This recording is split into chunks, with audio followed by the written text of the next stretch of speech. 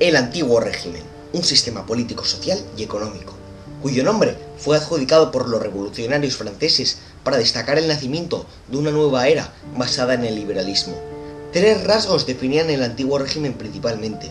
Estaba el ámbito político. La forma de gobierno era la monarquía absoluta, que durante 3 siglos fue creciendo el poder de los reyes hasta desembocar en el absolutismo. Este sistema convirtió a los habitantes en súbditos, es decir, que estaban sujetos a la autoridad suprema del rey.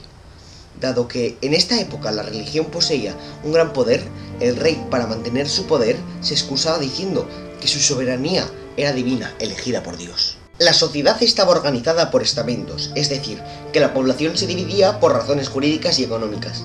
Por un lado, los privilegiados tenían derechos y vivían de las rentas, solo la nobleza y el clero lo formaban. El resto de la población eran los no privilegiados, eran los campesinos y los burgueses, que a pesar de lo que hiciesen, no serían parte de la nobleza nunca. El ámbito económico se centralizaba por el gran peso de la agricultura, la cual la practicaba una inmensa mayoría. La otra parte era la artesanía y el comercio, la regulaban los gremios, aunque con el tiempo, gente que quería un sueldo extra utilizaban el domestic system, en el cual en los periodos de inactividad los campesinos se convertían en artesanos. Solo en Gran Bretaña y en las Provincias Unidas la monarquía no era absoluta, sino que era parlamentaria en el caso de Gran Bretaña, en el que el rey estaba sometido al parlamento, y en las Provincias Unidas, donde había una república oligarca, donde el estatúter ejercía la jefatura del Estado. Al igual que críticos del absolutismo como John Locke, quien defendían la idea de la separación de poderes, también había defensores como Hobbes, conocido por su lema "el hombre es un lobo para el hombre", y cuya concepción del absolutismo era de tipo iusnaturalista, es decir, que el monarca no es de origen divino, o como Bossuet, quien afirmaba que su procedencia sí que era divina.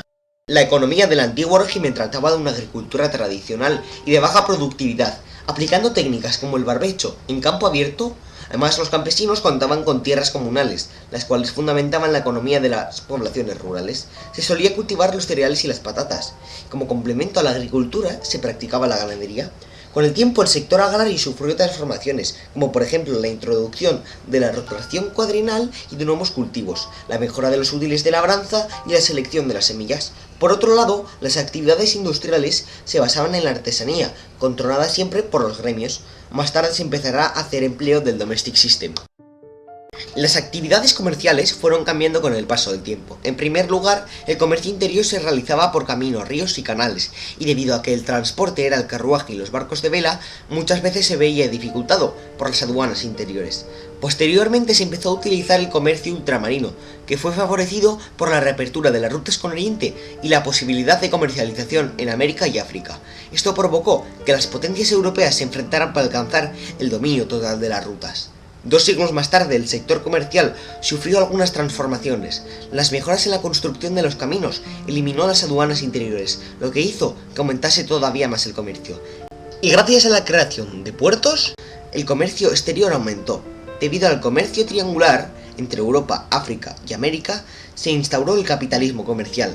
Con este sistema, Gran Bretaña exportaba a África todo tipo de productos, a cambio de esclavos que serían enviados a América. Así se formó la economía mundo. La sociedad del antiguo régimen estaba dividido en 3 estamentos. El mejor posicionado, la nobleza, su poder se basaba en la función militar. Era un grupo muy reducido al que solo se podía acceder por elección del rey o por nacimiento, y para que el patrimonio de los nobles no se disolviese utilizaban el mayorazgo, una técnica por la cual toda la herencia era para el primogénito. El segundo estamento de los privilegiados era el clero, que ya durante la Edad Media obtuvo un gran poder.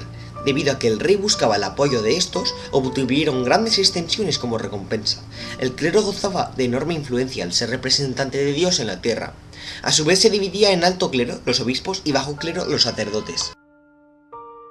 Por último, en el estamento más bajo, el de los no privilegiados, estaba formado por 3 clases distintas. El más bajo de todos y el más numeroso era el campesinado. Estos trabajaban en las tierras de los señores feudales, a cambio de algo de sustento.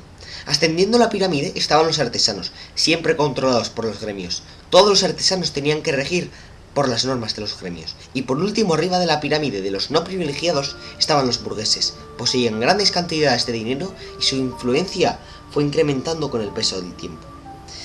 Este subgrupo de los no privilegiados, todos ellos juntos, formaban el conocido grupo del tercer estado. En el siglo XVIII, cuando el comercio ultramarino tenía gran importancia, llegaron los Ilustrados, el conocido siglo de las luces. Podemos destacar una serie de rasgos de la Ilustración, por ejemplo, el racionalismo. Consideraban que la razón humana era la herramienta para entender el mundo. El empirismo, el fundamento del conocimiento, era la experiencia. El cientifismo, los descubrimientos científicos extendían la ciencia moderna. El progreso, según los Ilustrados, la humanidad seguía una línea ascendente para alcanzar la felicidad. La educación, el progreso se vinculaba a la instrucción pública. Estos y otros pocos rasgos más son los que definían la Ilustración. Cuando la Ilustración llegó a Francia, surgió la enciclopedia, una especie de diccionario razonado de las ciencias. Con el tiempo, tres pensadores se hicieron destacar: Montesquieu, conocido por escribir El espíritu de las leyes; Voltaire, por Cartas inglesas; y Rousseau, por El contrato social. La Ilustración empezó a extenderse por toda Europa, y cuando llegó a Gran Bretaña, con respecto a la ciencia económica, surgió el librecambismo, una doctrina que busca el interés individual, lo que nos ayudaría a un incremento de la riqueza colectiva. Su padre fue Adam Smith. Este sistema defendía la riqueza como producto del trabajo. Algunas ideas de la Ilustración fueron adoptadas por algunos reyes europeos, pero estas reformas no ponían en peligro a la sociedad estamental. Esto se considera como despotismo ilustrado. En España el primer rey reformista fue Fernando VI. No obstante, quien más sobresale es Carlos III.